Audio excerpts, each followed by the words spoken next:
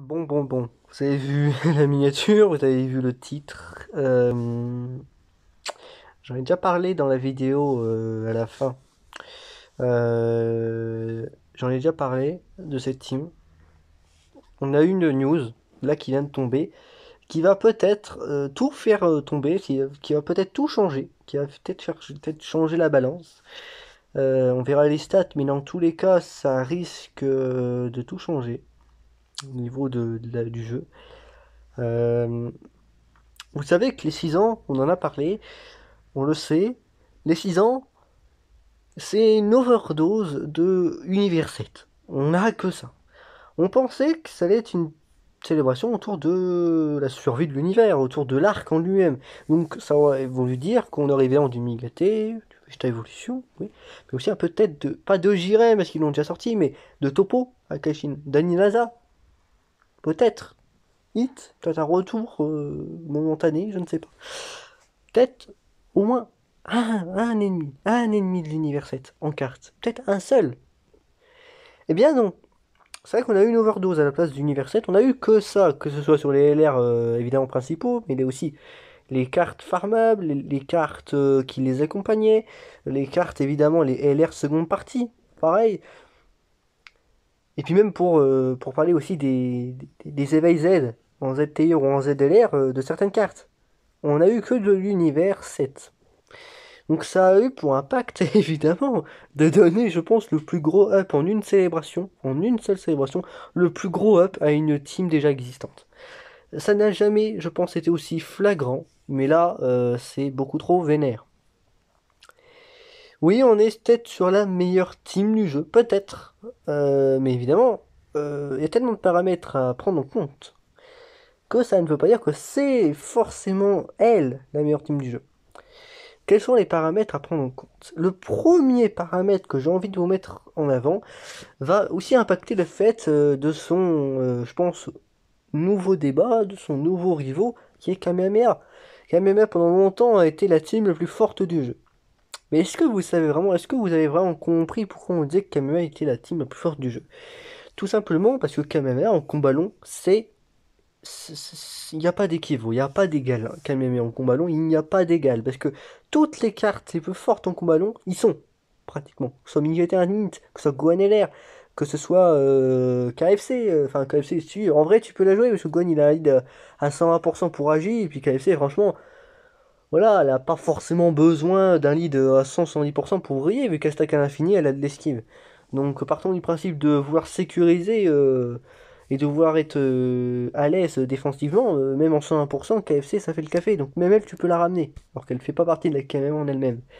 Mingate, c'était les LR des 5 ans, ils stackent pas forcément à l'infini, ils sont tellement forts, et à un moment donné aussi assez tanky, je suis désolé, apportent beaucoup, c'est des monstres, c'est vraiment des monstres au sens propre en combat long. Les RD 3 ans, ils stackent peut-être pas à l'infini, mais ils sont tellement craqués de base, les valeurs brutes qu'ils ont sont tellement fortes que craqués, que évidemment tu les ramènes, que ce soit en combat court comme en combat long. Euh, Végétaux et leur puissance. Boutanks n'aurait rien à faire là-dedans, mais il stack à l'infini quand même, même s'il a rien à faire dans une team de Saiyan. Il y a tellement voilà, il y a tellement de choses à dire voilà, sur cette team Kamehameha en combat long. Évidemment que c'est la meilleure team, et elle le restera, je pense, dans tous les cas. Vous partez juste du principe qu'en combat long, c'est la... Quelle est la meilleure team juste en combat long? C'est Kamehameha. C'est peut-être pas Univers 7. C'est ça que je veux dire. Mais c'est vrai que, par contre, vous prenez le débat dans le sens inverse. Quelle est la meilleure team en combat court? C'est-à-dire quelle est la team qui réussit le plus facilement, de façon le plus accessible son Battle Road? Donc c'est-à-dire quelle est la team la plus forte réellement en Battle Road, donc en combat court? Bah, force est de constater que ce n'est pas Kamehameha. Déjà, elle n'a pas encore son Battle Road. Mais quand son Battle Road va arriver, on va ressentir quelques difficultés vis-à-vis de son leader, Gohan. Là, pour le coup, ce ne sera pas l'unité à mettre en avant. Heureusement, il y a eu certains ajouts qui font que Gohan, heureusement, peut largement être écarté et qu'on peut largement ramener des cartes fortes en combat court. Mais ça voudrait dire changer carrément toute la méta. Donc pas faire exactement la même team. Ça veut dire quoi? Ça voudrait ramener Migate. Ça voudrait dire ramener Goku Vegeta Blue. En fait, c'est surprenant, mais là où on en est, c'est qu'une Kamehameha, comme par hasard, forte en combat court, et ben la plupart des cartes, quasiment la moitié de la team, voire peut-être un peu plus, va être orientée sur, comme par hasard, Univers 7. Ce que je veux dire par là, c'est qu'en combat court, Univers 7, je pense, se hisse vraiment peut-être au sommet du podium en termes de combat court, parce qu'on a, je pense qu'on a la meilleure carte du jeu en combat court, Migate Agi, il n'y a pratiquement pas mieux, franchement. Là, de tête, je ne vois pas mieux. Peut-être pour rigoler en Battle Road de catégorie Gohan Technique, on peut peut-être rigoler, jouer sur les mots et dire que c'est la meilleure carte, évidemment. Mais chaud, Migate agit très chaud. Mais il n'y a pas que lui. Je ne sais pas vous faire toute la liste, mais je pense que vous connaissez déjà tous les personnages. Hein. Euh, ce que je veux dire par là, l'explication est un peu longue, mais il faut que je vous détaille un petit peu mon propos pour que vous essayiez de comprendre. Kamehameha, c'est la meilleure team en combat long, mais peut-être pas forcément en combat court. Univers 7. C'est là où on en est quand même. Même si on n'a pas encore les stats d'ailleurs du ZDR, mais dans tous les cas, voilà, on sait à quoi s'attendre. Hein. C'est une team complètement broken.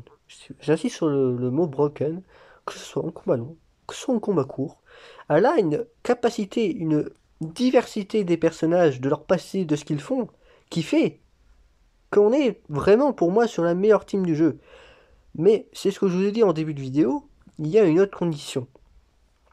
Il y a aussi un autre fait à ce que la team Kaya soit souvent considérée comme la meilleure team du jeu. C'est que c'est sûrement l'une des teams les plus fortes du jeu, et pour depuis peu la plus forte, mais aussi, au-delà de ça, de la puissance, l'une des teams les plus faciles à mettre en avant, les plus généralement acquises en fait. En fin de compte, vous prenez la plupart des box, même des box free-to-play, bah, tout le monde pratiquement a GoNLR. Tout le monde a l'air des 3 ans. Tout le monde pratiquement maintenant aussi a l'air des 5 ans. Et si vous n'avez pas l'une de ces cartes que je vous ai citées, comment vous dire avec une team comme Kamehameha que vous pouvez compléter avec Migate Intelligence, que vous pouvez compléter avec d'autres cartes, vous pouvez compléter avec plein de trucs, Gobro LR, Goku 4 LR, enfin vous pouvez compléter avec plein de personnages, aussi broken parfois. Donc Vegetable Blue ZTR Endurance, très vieux donc très acquis, évidemment. Il y a tellement de cartes que vous pouvez rajouter si vous n'avez pas les principaux que je vous ai cités. Bah, en fait, c'est l'une des teams les plus fortes, mais en même temps l'une des teams les plus faciles à mettre en place. Là où il y a des pincettes à prendre avec Univers 7, c'est que regardez les personnages. Évidemment, c'est vrai qu'Univers 7, je vais vous proposer certaines teams que j'ai regardé un petit peu avant de tourner la vidéo, que je pouvais vous proposer.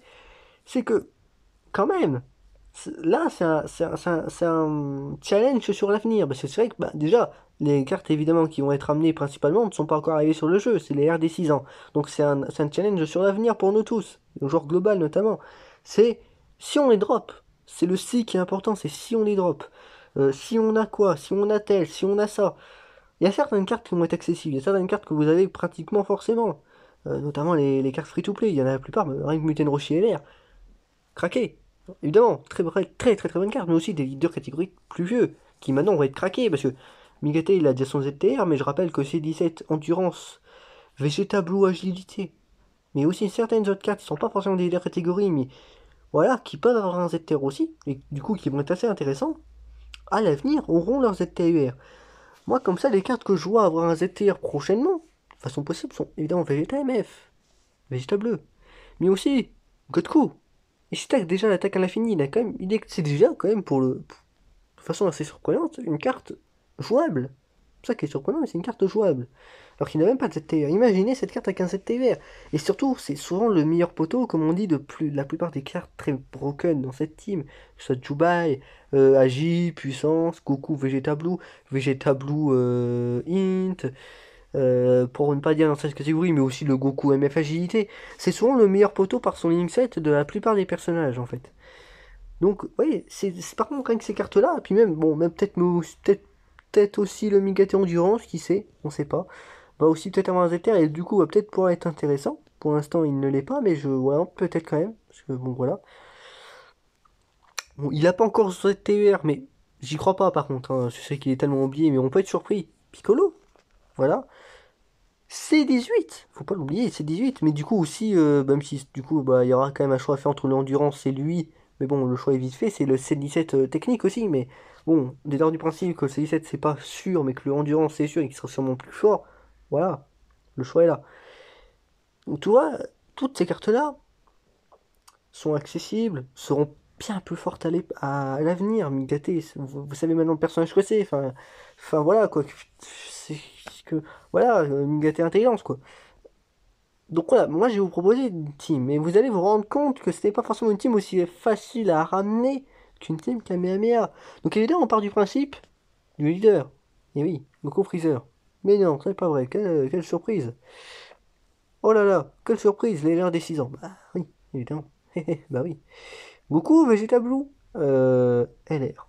C'est là où commencent les gens à grincer. Et c'est normal. Alors moi je l'ai, mais par luck. C'est loin d'être la carte la plus acquise dans les comptes, dans les box des joueurs, surtout les box free-to-play. C'est un LR généralement que vous n'avez pas. Moi si je veux, c'est vraiment par luck. Là pour le coup, si je dis que j'ai chaté, c'est que vraiment que j'ai chaté, parce que la plupart des gens ne l'ont pas lui. Il va falloir attendre qu'il revienne, et pour l'instant c'est d'ailleurs pas le cas en fait, hein. C'est aussi pour ça que les gens ne l'ont pas beaucoup, c'est parce qu'il n'est pas encore revenu. Bon, à force qu'il va revenir, ça va faire le même principe que Goku, que Gobro LR, là, que par contre tout le monde quasiment commence à avoir, c'est normal. Par cas exceptionnel évidemment, mais ça va faire le même principe, mais il va falloir du temps.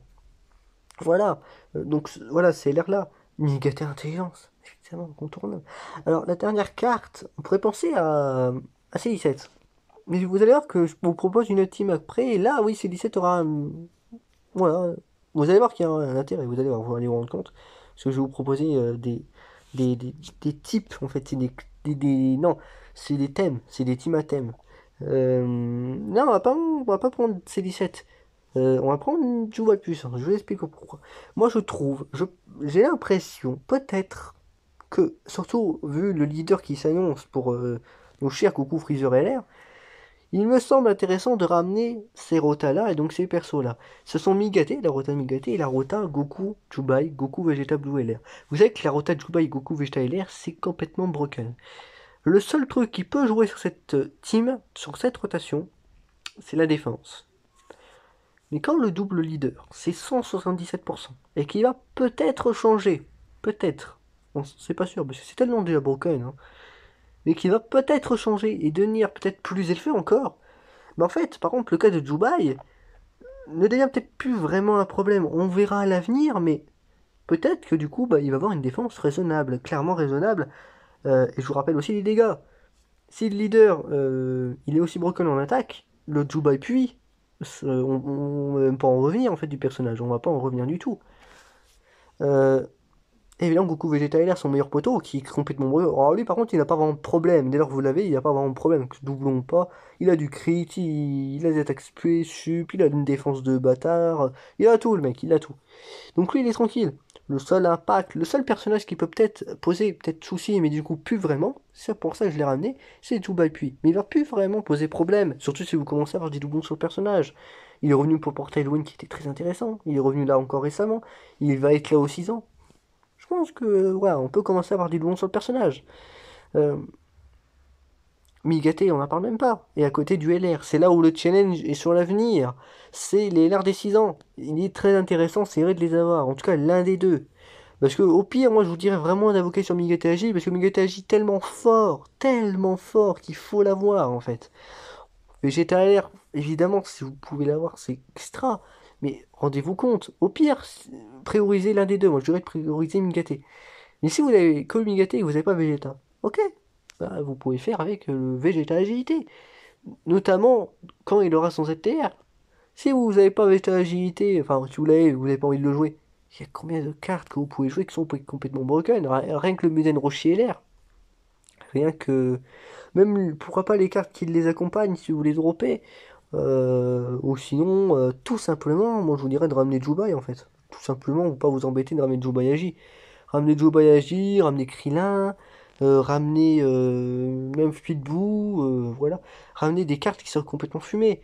Euh, donc voilà, il y a quand même des choses à ramener, je trouve. Même le Freezer, d'ailleurs, c'est vrai qu'on oublie, mais le Freezer Endurance peut être sympa.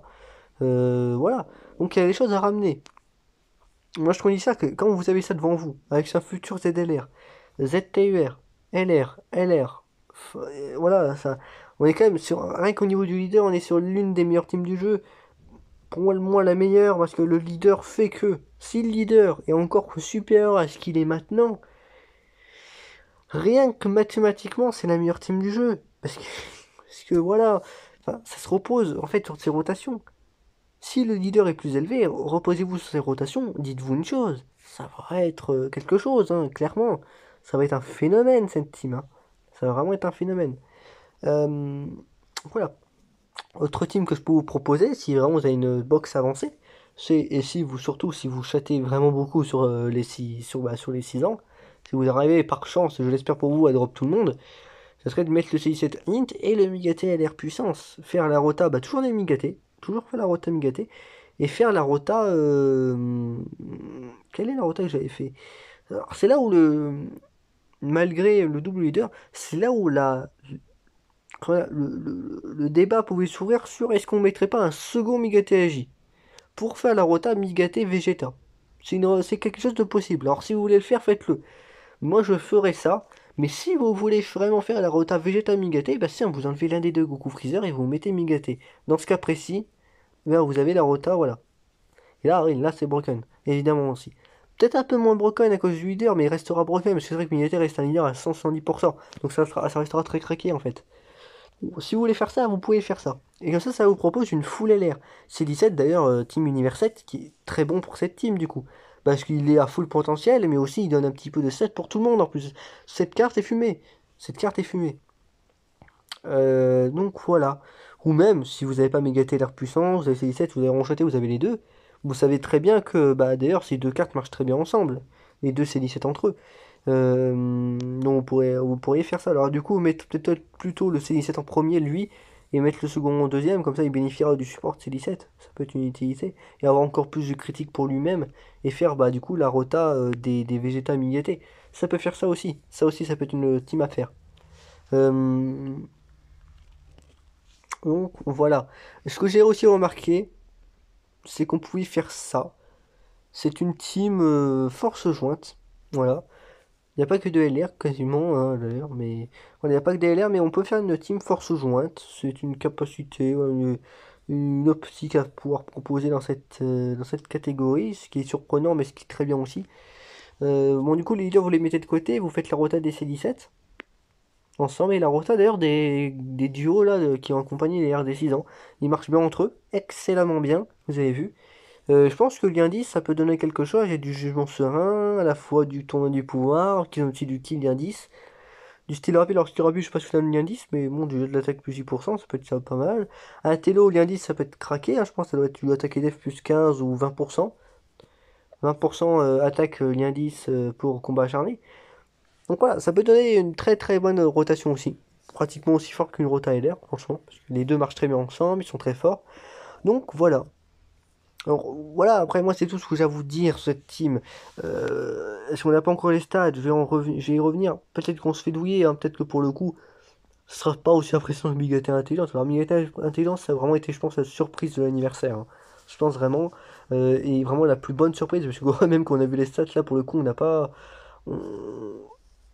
Je trouve que franchement ils nous ont pas niqué sur Mégate Intelligence dans le sens où même au niveau des stats avant même de les voir on commençait à supposer sur des trucs de ouf tout ça. Euh, et pourtant ils ont réussi pour une fois à faire plus fort que nos espérances. Ils nous ont offert vraiment une carte.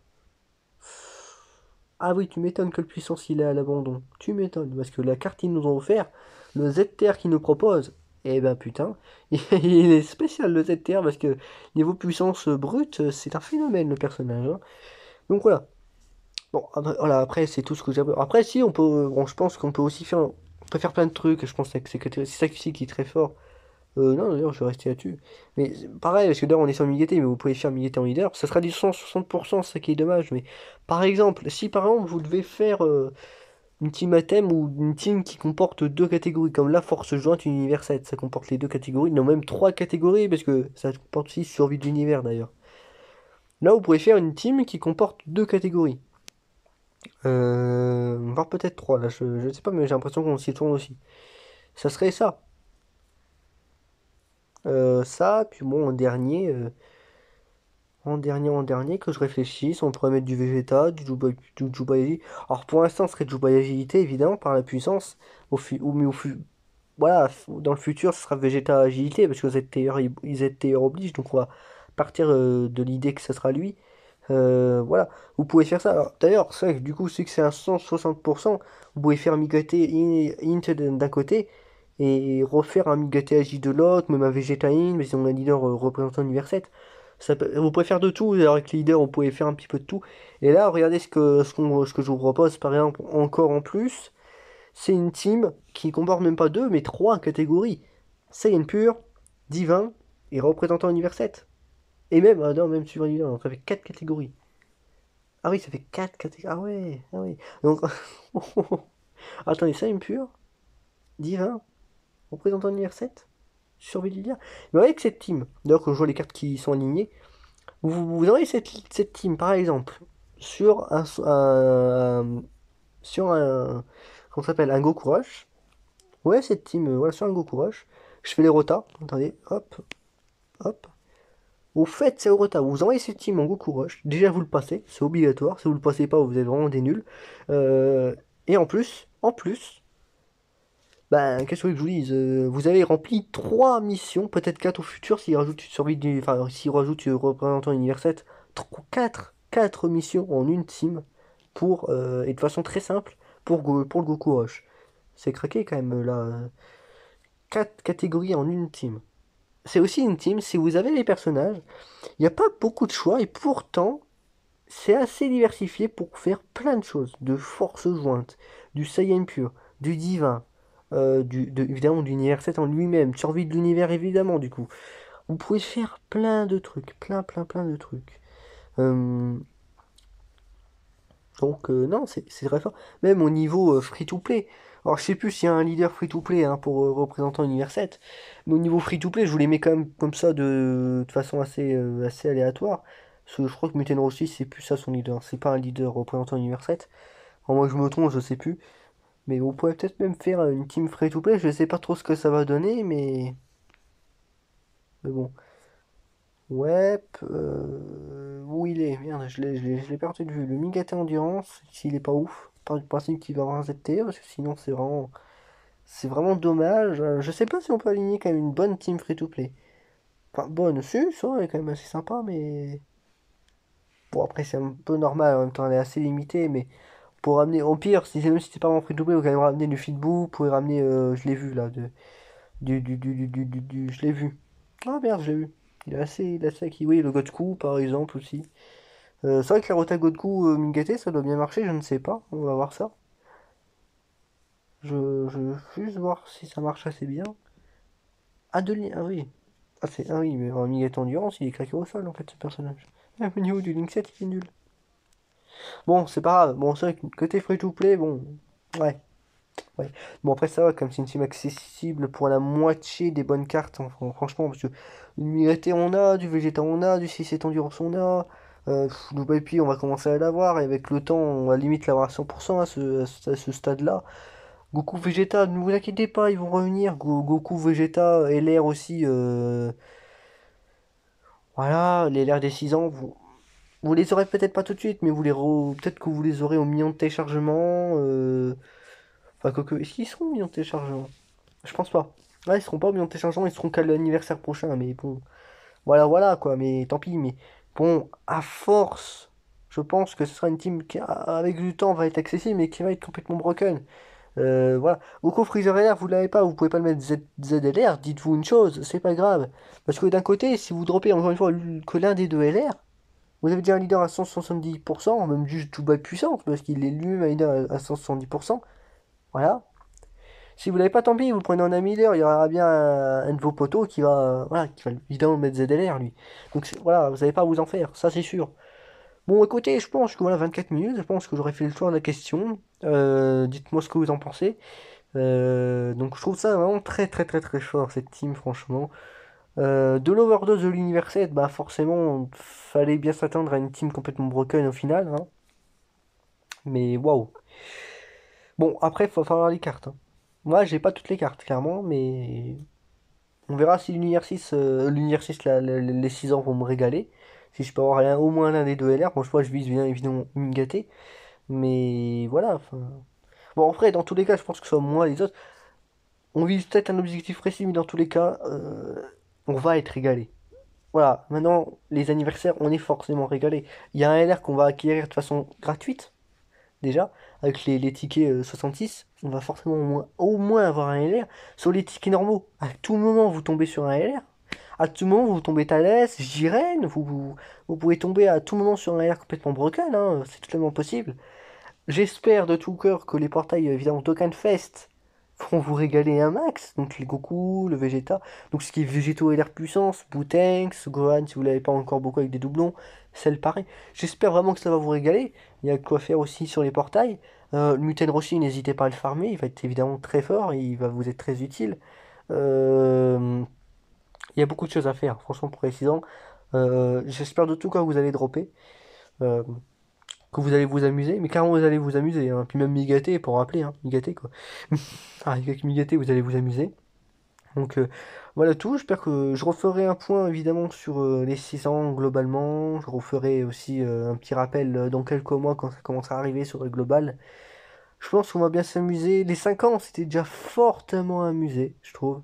Vraiment, il y avait eu quelque chose d'incroyable, mais les 6 ans, c'est fort, c'est très fort, on va vraiment s'amuser un max. Donc écoutez, je vous dis à plus pour de prochaines vidéos.